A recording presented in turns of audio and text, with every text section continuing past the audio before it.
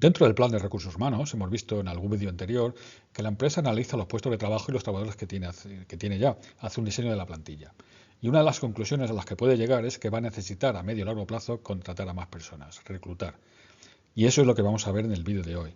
¿Qué es las modalidades, el coste para la empresa, si el reclutamiento es interno o externo, siendo interno si es vertical o horizontal, si es externo lo hace la propia empresa, si se lo subcontrata a otra empresa, si lo busca en redes sociales, en el SEPE, etcétera? Bien, lo primero que tenemos que decir, que ya hemos dicho lo que el coste para la empresa es alto. Esto no es gratis, para la empresa le cuesta tiempo, empleados y dinero, que al final todo es dinero. Y además, ya no solo es el coste, tiene que ser efectivo, tiene que hacerse de una manera técnica, profesional, para poder contratar a las personas con más talento que más necesita, porque si no todo esto pues es tiempo perdido y dinero perdido. Como digo, tras la planificación se detecta que hace falta contratar personas y se va a este mm, reclutamiento. Y es muy importante decir, creo que lo he dicho ya, que la empresa busca talento. Lo primero que hay que hacer es retener el talento que tiene. Hay diferentes maneras. Una, por ejemplo, es con la forma de pagar, ¿no? Con cómo se paga, si es solo en dinero, si son en bonificaciones, si es en beneficios, etcétera. Y otra es buscar talento fuera. Antiguamente se hacía con medios, simplemente con la prensa, etcétera, y ahora pues hay muchas maneras de hacerlo, mucho más sofisticadas. Empecemos por el reclutamiento. Puede ser interno, es decir, en vez de contratar a nadie, se coge a alguien que ya está en la empresa. Se cubren vacantes con personal existente. Como toda la vida, tiene ventajas y tiene inconvenientes. ¿Cuáles serían las ventajas de esto? Que el trabajador ya conoce la cultura de la empresa, se adapta rápidamente. El trabajador está motivado, los trabajadores están motivados porque saben que pueden ascender dentro de la empresa y se incrementa, como consecuencia de ello, el interés formativo. ¿Cuáles son los inconvenientes? Pues que se cierra la puerta a personas de fuera que podrían ser muy valiosos. Hay otro problema que es el principio de Peter. El principio de Peter dice que una persona asciende a su nivel de incompetencia, es decir, una persona que es competente en un puesto, asciende, es competente en ese puesto, asciende y llega a un puesto en el que es perfectamente incompetente. Simplemente ha ascendido porque era competente en los anteriores, pero no va a serlo en el con actualidad. Y también puede generar frustración en los empleados que no han sido elegidos. Es decir, el que se ha elegido es una motivación muy grande, pero los otros pueden pensar que me he esforzado y no me han elegido. La movilidad transversal es que a mí se traslada a alguien con el mismo salario y las mismas o parecidas responsabilidades a otro puesto, a otro sucursal, a otra localidad. O la vertical quiere decir que se asciende a alguien. Más salario, más responsabilidades. Y esto puede ser basado en el mérito o la antigüedad. Lo más tradicional es tradicional, simplemente la persona que lleva más tiempo, pues que entre comillas tiene más derechos. No es lo más efectivo, lo más importante es el mérito, no la antigüedad. Eso más bien en el sector público. En la empresa privada debe hacerlo de otra manera. Cuando no se recluta a nadie, se traslada a alguien dentro de la empresa, se recurre al reclutamiento externo, es decir, no tiene la plantilla alguien que necesita o es una persona valiosa donde está y no quiere moverla. Como todo tiene ventajas e inconvenientes. Ahora vamos a ver las ventajas del reclutamiento externo, que serían que aumenta las posibilidades de elección al haber más demandantes. Efectivamente, el campo es mucho más amplio para elegir que no son las personas de tu plantilla. Los trabajadores seleccionados están muy motivados porque o bien vienen de otra empresa o vienen del desempleo y se enriquece la empresa con nuevos trabajadores, con nuevas ideas. Es como se suele decir, es sangre fresca. ¿Cuáles son los inconvenientes? Pues que el proceso es más largo y más caro que el interno, en el que ya, como hemos visto, el personal conoce la cultura de la empresa. Puede desmotivar a los trabajadores que ya están en la empresa pensando que nunca van a ascender, que van a traer a otro que al que ya está dentro. Y también pueden surgir problemas de adaptación. Todo esto tiene que evaluarse, qué pesa más, los pros y las contras, tanto en el externo como en el interno. ¿Cuáles son las fuentes de reclutamiento? Pues pueden ser los organismos públicos, como el SEPE, EURES, que es algo parecido al SEPE, pero de forma europea, anuncios en prensa, cada vez menos, empresas de trabajo temporal, agencias privadas de colocación, de alumnos que han realizado las prácticas de la empresa, por ejemplo, de formación profesional, cada vez más habitual, y empleados robados a la competencia, cuando se quiere atraer talento.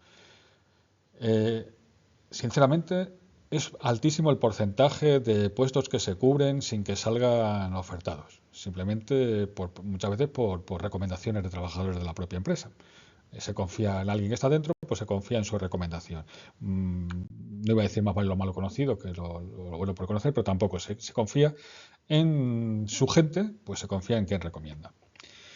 ¿Qué es el outsourcing? El outsourcing es buscarse una agencia externa. Una agencia externa que te haga el trabajo por ti, por la empresa. La ventaja es que puede ser más objetivo, evidentemente son más profesionales, si quiere llamarlo así. El que está dentro siempre tiene tendencias a una cosa o a la otra. La confidencialidad es estrictamente confidencial, lo que se hace dentro de la empresa se acaba conociendo, experiencia de esa empresa externa y puede suponer un ahorro de costes. Al final puede ser un ahorro de costes porque aunque cuesta dinero, estás librando muchas horas de trabajo a personas que están dentro ocupando un puesto de trabajo. La retención o fidelización del talento, una vez que tenemos a personas con mucho talento, muy productivas dentro de la empresa, no se las puede dejar escapar para que se vayan a la competencia, ya que es difícil encontrar personas con talento, es difícil encontrarlo. Por lo tanto, la empresa normalmente debe saber si las personas que están dentro, sobre todo las más valoradas, están contentas y hay que hacer un seguimiento periódico. Hay que pensar que un trabajador que esté contento en una empresa es el mejor publicista, simplemente cuando, por ejemplo, ahora mismo publica en redes sociales, cuando dice lo a gusto que está, lo bien que es su empresa, y eso no está pagado, se hace motu propio. Pues cuando una persona está contenta, lo manifiesta de muchas maneras, y hoy en día hay muchas maneras de que eso llegue a lejos. ¿Qué es el onboarding? Onboarding es el proceso de integración de una persona que viene de fuera, o sea, es un reclutamiento externo. Es como darle la bienvenida a la familia laboral, darle el manual de instrucciones y que se encuentre rápidamente a gusto, integrado y que empiece a producir, ¿no? Se informa a los nuevos empleados de las políticas básicas de la empresa, de la cultura empresarial, que se llama ahora. Se asegura que conocen sus responsabilidades y cómo cumplen correctamente con la función de la empresa. Se les explica la organización formal e informal de la empresa, la jerarquía, y se les ayuda a construir relaciones con los compañeros de trabajo y sentirse parte del equipo. El trabajo en equipo es importantísimo.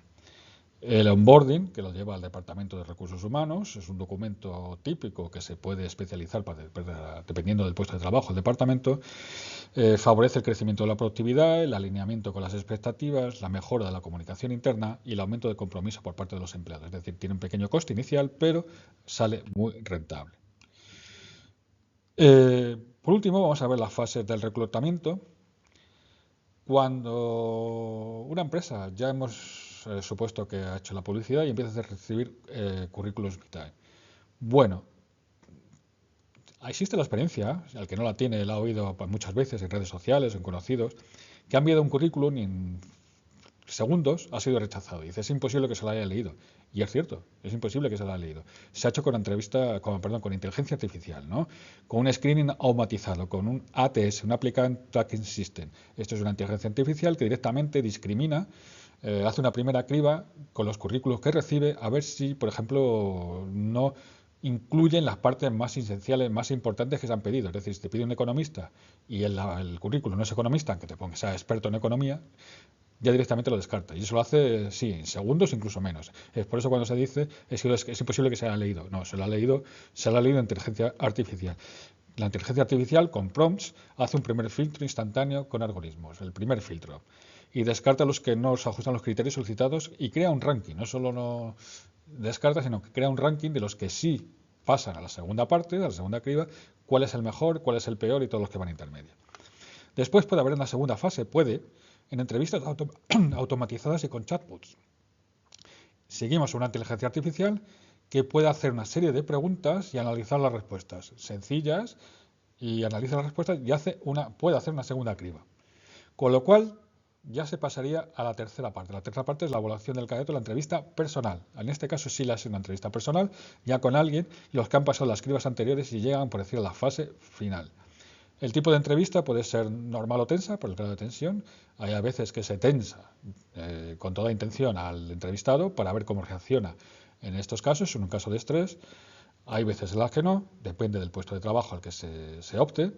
Y según el número de intervinientes puede ser individual, grupal o con un panel, ¿no? Individual es que es 1 a 1, grupal es que varios candidatos están con un entrevistador y panel es al revés, cuando un candidato está con varios entrevistadores. Esa sería la fase de reclutamiento. Y con esto hemos visto cómo se recluta recursos humanos en una empresa. Recordemos, puede ser externa o interna. Dentro de la interna hemos visto que puede ser vertical, horizontal, hemos visto las pros y contras de cada uno. En el externo hemos visto cómo se hace, puede ser la propia empresa la que lo haga, puede ser que delegue en otra. Y al final se busca al mejor candidato y con un onboarding que se integre lo más rápidamente posible. Al final hemos visto la fase de reclutamiento y hemos explicado por qué a veces se manda un currículum y en segundos es rechazado.